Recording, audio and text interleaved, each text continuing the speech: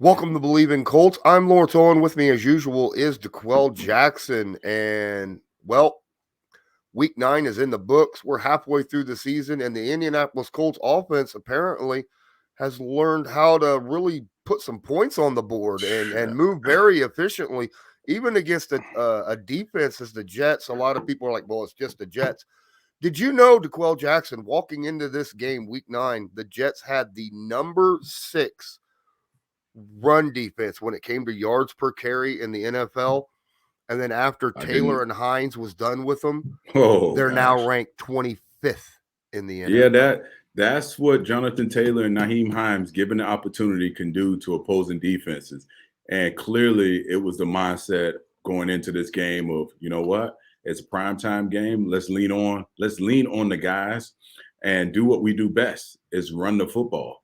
And man, watching that game to see them efficiently move the ball down the field from an offensive standpoint, to see those guys get their touches, Jonathan Taylor out of the backfield, whether he was running in between the tackles, whether he was getting a screen pass, he was making impactful plays from the first quarter to the last quarter. And Nyheim Hines, he got in the mix early. He had some big gains early in the game. So I feel like for me, when Mike White went out of this football game, that's when the Colts just really poured it on. And it was great to see this offense and this team play for 4 quarters. Now, towards the end, there was some slippage, rightfully so. When you have build a great lead like that, you play a little softer in coverage. But for the most part, I thought this offense, and we talked about it last podcast you and I were on, my theory with Carson Wentz, if you can keep him within that 25 to 30 range of throwing the football, that tells me officially we've won the time of possession, running the football. We're playing efficient football. We're not forcing Carson Wentz to get into this game of, oh, crap, I got to throw the ball 40, 50 times. And now this bad, poor decision-making comes into play. And I think when you can keep him in that nest egg of 25 to 30 throws, I think for this football team, and if the offensive line knows it, if the running back understands it, and this team understands the formula of how they want to attack football teams, I think we're going to see a lot more, of this style of play where, heck, for the first 4 drives, these guys were collecting points. You get a turnover earlier, you're able to actually score touchdowns, not just field goals, but touchdowns, which puts the other team at a huge disadvantage. And then when you lose your backup quarterback and you have your backup to the backup quarterback coming in, Josh Johnson, now the game is this is the outcome you want to see. And what a ball game they put together, because to lose the way they lost against the Tennessee Titans in overtime the previous week, this was a statement game. You had to come out and play and show the world, you know what, we're still in the mix. There's no one in the AFC right now that's really, just leading that's a shoe in to, like, you know what, they're playing really good football. We expected it to be the Kansas City Chiefs, and we know their struggles throughout the season right now. But I thought the Colts really came out and played a really solid football game.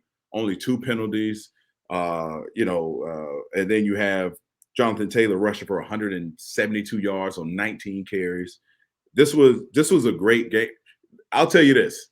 When a team starts throwing to an offensive lineman starts scoring, that's when you know a team is in full control of this football game, and it was a pleasure to watch it. Bet Online is back. It has got a brand new website, and it's even better and has more props, odds, and lines than ever before. And it still remains your number 1 betting site for all your basketball and football action this season. Head to the new updated desktop or mobile website to sign up today and receive your 50% welcome bonus on your first deposit. Just use our promo code Bleav50 to receive your bonus. In all the sports, whether it's basketball, football, baseball, hockey, boxing, UFC, your favorite Vegas games, doesn't matter. You like casino games? Get in on that. Bet Online is the fastest and easiest way to bet on all of your sports. It's where the game starts. Absolutely. I mean, Carson Wentz had his best quarterback rating game of the year. had over a 134 passer rating. And you mentioned the Titans game earlier, and it's funny because back-to-back weeks, I know this is a Colts podcast, but I just wanted to get this in. So much was made of that Carson Wentz interception, that pick six at the goal line. The Titans forced the exact same play against Matthew Stafford last night as well. Yeah. And so, I mean, really, this is interesting because the Titans are playing very well on defense right now, especially with the injuries that they've had. It's a very well coached team. Hats off to Mike Vrabel. But the Colts, even though they're not in charge of their own destiny, they're only one game out of a wild card spot currently. Right. And we still got 8 weeks left in the NFL, 7 games. Yes. So I think this is by no means time, to hang it up for the Colts. They're at the point where they need, in my opinion, they need to start getting on a win streak. They talk about, the best football is November, December. That's when you need to start playing your best. And now there's the opportunity to do so. Yes. And I'm sure in that building, they're stressing this part of the season of finishing and becoming who building an identity. And this team has teetered around it for some time now. Carson Wentz, I thought, you take away that interception against the Titans backed up. You just have to we can go down that road if we want to, but it is what it is. And, I think Carson, as you alluded to, he had his, from a passer rating standpoint, he was very efficient. Guys were open. I thought they called Frank Wright and company called a great game plan attacking that defense. And we talked about it, earlier that week, that the Jets had a very young defensive backfield set. So it was going to be pivotal that you take advantage of those moments. And then you add on the running game working as well as it was. Carson Wentz was able to stand in the pocket. He only got sacked once. Obviously, he ran around a bit. He's very efficient throwing the ball out of the pocket. So I thought he did that very well. But this team is, as you mentioned, you have to string together some wins right now. You have to do it right now in order to build off this momentum, to build off of this confidence. Everyone right now in that building is on a high. You look at some of the games that you lost in the past. Well, you took the Titans to overtime. Now they're dealing with Derrick Henry not being around, even though they went out and beat a very quality football team in the Chargers. And it goes to show you the point you just made. Mike Vrabel and that coaching staff is doing a great job. So you still have to keep your foot on the pedal if you're the Indianapolis Colts, because this thing is wide open right now. It's very wide open. And to add another team into this mix, the Jacksonville Jaguars, who they're going to face this upcoming week, well, they just beat the Bills. So, I mean, this has been a crazy conference, crazy division. And right now, the teams that are getting healthy, the teams that are playing mistake-free football, the teams that can create turnovers like this, our defense has been able to do, this year. They're in the driver's seat right now. As you mentioned, they're one game out of the wild card. I think if they take care of their business, now you have some games coming up where, it's going to be tough. This game's going to be tough. But I think at this point, they're primed and ready for those tough games to where early in the season where they were losing by a drive or two, a field goal, a dunk, or a missed opportunity. I think right now, the last 2 weeks of watching this football team, I think they're a lot closer to winning those close football games down the stretch if they can continue to play and game and keep this momentum and play 4 quarters. And I think this football team will be okay. Yeah, you mentioned the 4 quarters and walking in 5 minutes left in the third quarter, the Colts were up 42-10. 42-10. And then, of course, we talked about Josh Johnson being able to rattle up 20 points in 20 minutes. Sure. The last, I played with Josh Johnson. Really? I played with him. Yeah, I played with him in Cleveland and in Indy when, Andrew Luck had gotten injured, Matt Hasselbeck had gotten injured. We were bringing in guys off the street, Seneca Wallace, like all these, all these different guys. So Josh Johnson was a more than capable guy of going out and making the throws. I thought he played very well given the circumstances of being a backup to the backup, not expecting to see the light of day on the field. So he definitely went out and, played within himself. But, once you get behind so early, it's tough for a backup to come in and play and will his team back to win, back to a victory. But the Colts defense, I thought they would pressure a lot more, which they didn't have to because of the way of the game kind of, because our offense was able to put up some points, so it forces them to, really sit back and throw and force the football down the field. But yeah, I'm encouraged. I'm encouraged where they are at this point in the season. So the Indianapolis Colts run game has been absolutely on fire the past, 3-4 weeks now. Jonathan Taylor being an absolute stud. And it's not just due to the offensive line, right? Everybody, the whole team is in on it. I was watching the play where Nyheim Hines ran for that 32-yard touchdown. Yes. And there was a key block by Desmond Patman on that play that allowed him to make the cutback to run back around the other side. Man, when you have wide receivers like Zach Pascal, like Pittman, like Des Patman, and plus the tight ends that you have that are so good at blocking, man, that's got to be a running back's best friend and a defense's worst nightmare, because usually, I mean, you usually don't look at wide receivers and go, okay, that I got to worry about him blocking me out of this play. Yeah. I think it goes to show you how these guys are all bought in. They've all bought into what they're trying to accomplish. You look at the stat line, there's a ton of receivers who caught balls against the Jets. Yeah. Everyone caught balls. I mean, the ball was efficiently passed around to all these different guys. But some of those holes that Nyheim Hines and Jonathan Taylor were running through, man, I felt like I could play running back. Yeah. And you also, to your point, Jonathan Taylor has very, very good vision running the football. He is patient when he needs to be, and he's explosive when he needs to hit the hole. His longest touchdown run, I thought was beautiful.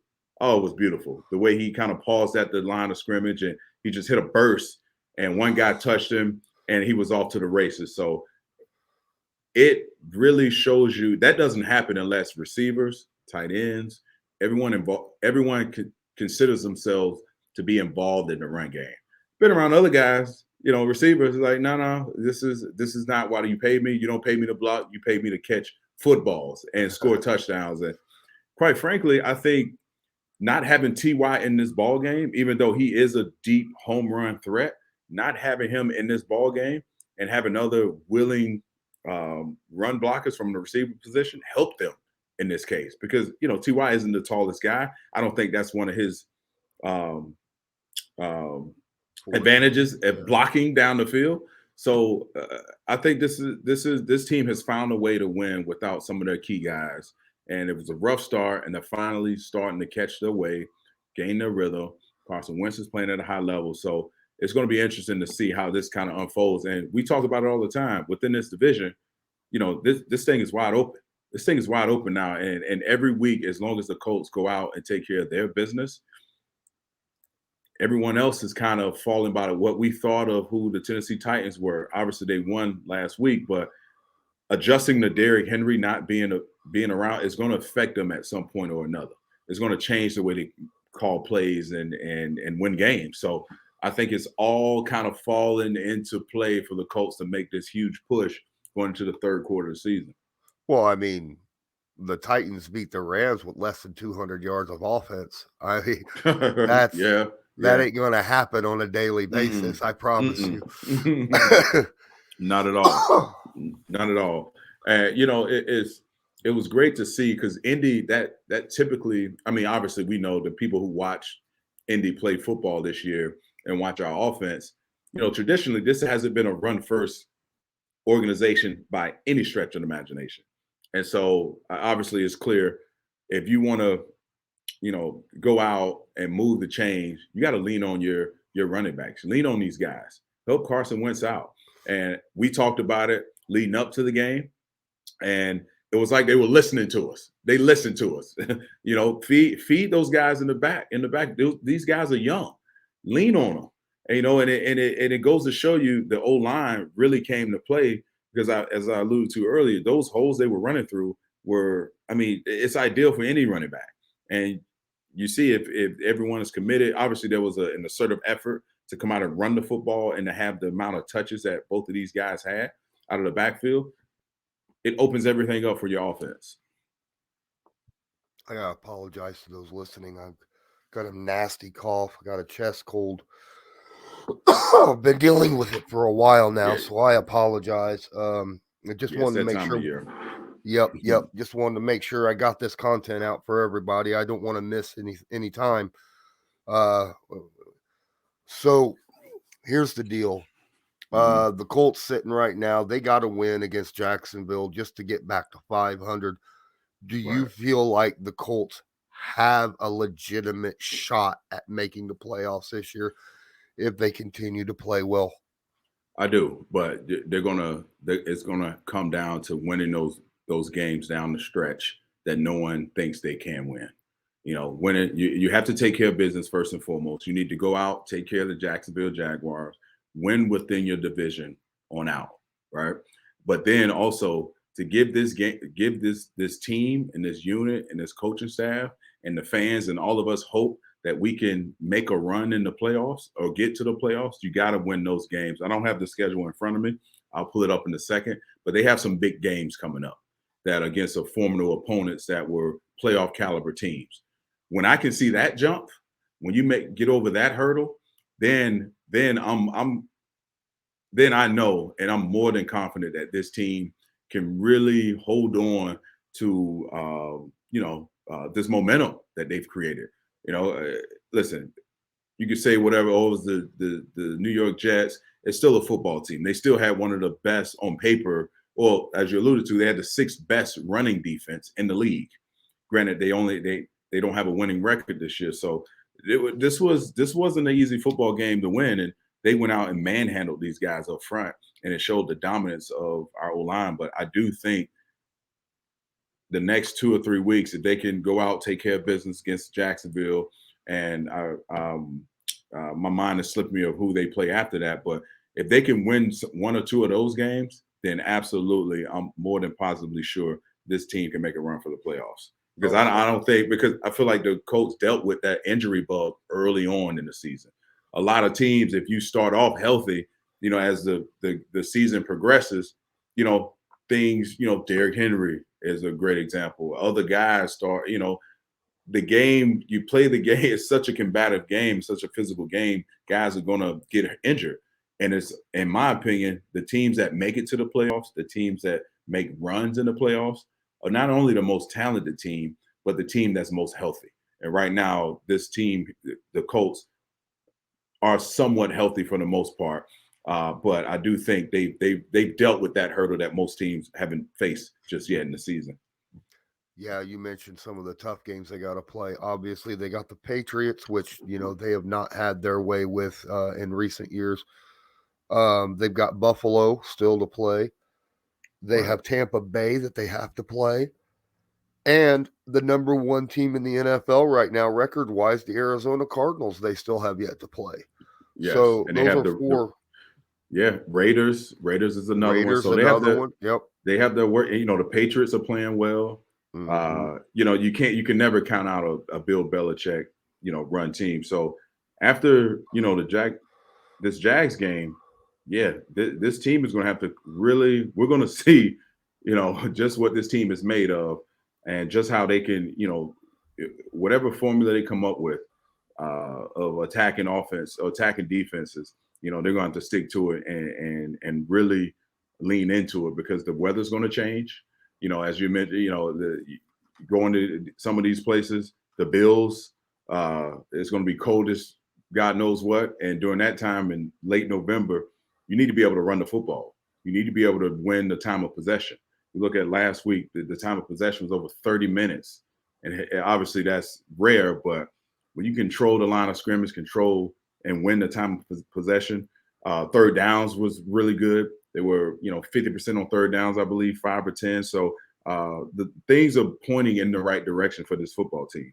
It's if they can or cannot. If they can't, the question lies: can they build off of this? Can they continue to build off of this and not have a huge letdown?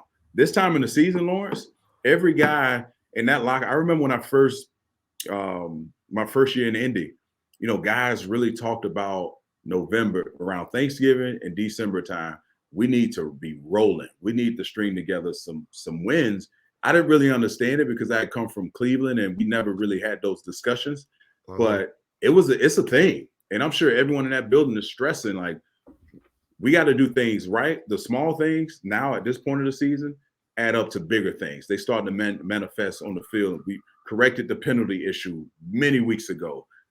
This team has finally kind of, peeled back that onion. It's like, okay, this is who we are. This is how we win games. And hopefully they keep that juice and that sense of urgency. So when the season first started, I looked at the schedule and I was like, oh my goodness, they're by week 8 until week 14. That's all. And then early in the season, you talked about the injury bug that we had. It was just injury after injury after injury. We couldn't get out from underneath ourselves, and the record was showing it.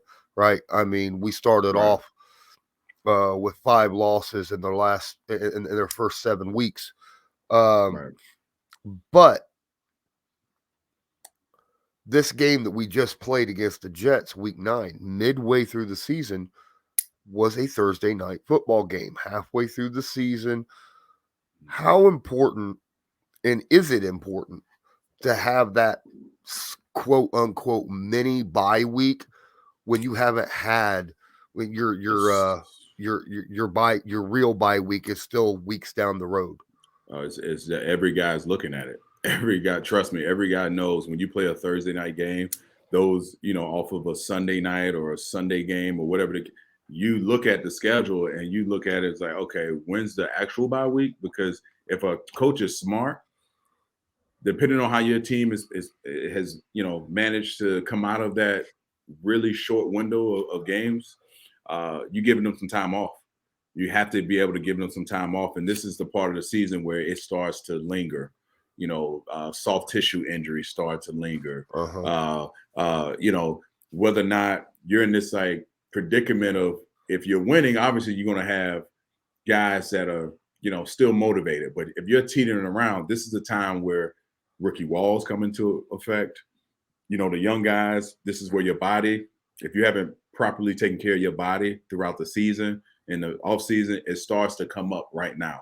So again, that's why I said, this team has dealt with that injury bug already, for some of their key guys. I feel like they'll be in the clear moving forward. Hopefully that other teams will start to deal with, and now they're playing catch up as opposed to the Colts already dealing with it and understanding if something like that happens, you've already gone through it. It's going to give us confidence to get out of this hole. So, but I do think these Thursday night games, it's so important for, everyone to get their rest, get their legs back, because listen, the bye week isn't for a few weeks. And every guy in that locker room, I'm telling you, you're looking at the sheet, you're looking at your schedule like, man, we're only a few weeks away from this bye week. If you can manage well, and coaches will incentivize you. The good coaches will say, hey, if we win more than we lose, and depending on how we win these games, we'll give you a week off. We'll give you a week off, but you need to take care of this game. You have to take care of business. And not to say that this team needs that, but you know what? It gives you an opportunity to go recharge the batteries. For my bye week, personally, I would always come back home. I wouldn't do anything for 2 to get my massages, every day if I could, just to relax, just to not walk around as much, get my body back, not really watch a ton of football until later in the week. But yeah, it definitely helps they won. It definitely helps again, there's no moral victories here, but the way they lost to the Tennessee Titans gives you hope, hopefully throughout that locker room, that resonates with them, that, we can play with really good football team. We just have to be able to avoid the major, missed opportunities and the major setbacks throughout the course of a game. So that's this team is really in a good situation. I didn't think they were going to come out and play at the level they played. I think my prediction was roughly around, I don't know, maybe 24 points or something like that. I thought it would be they would win, but not like they showed, and which was surprising. And it was a great time to really show the world and show themselves. Hell, we can put up some points against a really good football team. Given the defense rather. Well, I mean, and also it was one of those games fans needed that game. Fans needed Yes. that game to watch and Yes. sit there and cheer and feel good about your team, right? I mean, after the kind of losses they've had Yes. against the Rams and the Ravens and the Titans, it's just you look at this game and you go, everything seems to be going right for our team for once. Awesome. Right. We look unstoppable. It's just good to have one of those games in the bank where you're like, yeah, you need one. Yeah, you need one. Obviously, every game, we can't expect them to come out and play at the level they're playing right now. But it happens. And you know what? It was a great sign for our football team to be able to go out and put up and have a game in that fashion. But we can't expect them to duplicate that level of just efficient play, but it's a step in the right direction. I'm not going to get too far ahead of I know it, man, because when Andrew Luck was there, when I was there in 2014, we put up points. I didn't play in some of the second halves of games because we were putting up so many points and we were just clicking. And that was great. And that never happened again ever in my career. It only happened one time in my career, 1 year in my career. So again, the fans needed it. We all needed it because we knew it was there. It was there. We have the talent. We don't even have Ty. Ty didn't suit up. He's been out. You've been able to. Michael Pittman Jr. has stepped in that number one role. Jack Doyle has always been consistent. He does so many other things outside of catching the football that we'll never talk. The casual fan just doesn't see. So they have the right guys in that building. Hopefully, these guys can understand. You know what? The past is the past. We don't need to. You can't at this point in the season. You can't afford to shoot yourself in the foot. You can't afford to. You got to correct those small things that hurts your chances of winning football games. Whether it be bad penalties and in certain situations of the game, taking care of the football. You have to put those bonehead mistakes behind you, and they seem to do that against the Jets. All right, we're gonna go ahead and end this early. Just the way the Colts did against the Jets, they put them away early last week. We're gonna put this away early. We'll come back later this week and discuss the Jacksonville Jaguars game for the Week 10 matchup. Any final closing thoughts there, DeQuell? You know what? I really hope we can see a glimpse of this football team really putting it together. I'm very encouraged. We all needed to see them come out and play the way that they did. But the Colts fans are loyal fans. They're going to show up. They're going to support. And these guys need it more so than anything to keep giving them that energy to push forward, because this point of the season, it gets no easier on your body. It's taxing. So all the momentum, all the positive, energy and influence and cheer and all that good stuff, it helps those guys tremendously. All right. Well, we will see you again later this week. I'm Lawrence Owen. That is DeQuell Jackson. This is BleavinColts. And as usual, go Colts. Go Colts.